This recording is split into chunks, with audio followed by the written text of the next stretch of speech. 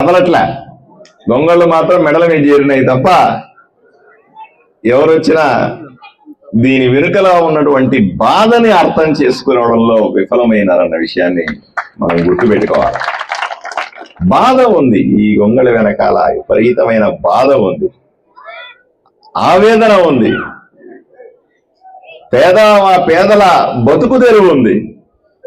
ఆ ఒక్క సర్టిఫికెట్ వస్తే లక్షలాది మంది జీవితాలు మారిపోయే పరిస్థితి ఉంది.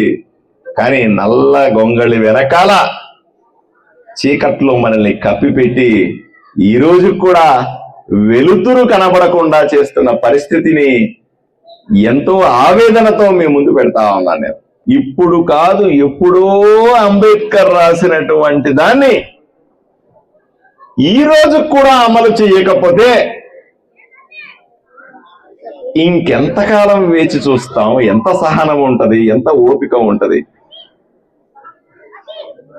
ఓపిక కూడా హద్దు ఉంటుందా లేదా అని మిమ్మల్ని అడుగుతా ఉన్నా.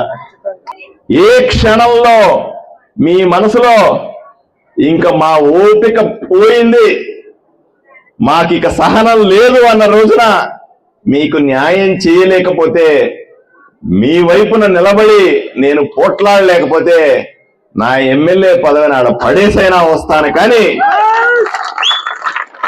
మీకు కాంప్రమైజ్ కానని మాత్రం ఈ సందర్భంగా హామీ ఇస్తా ఉన్నా.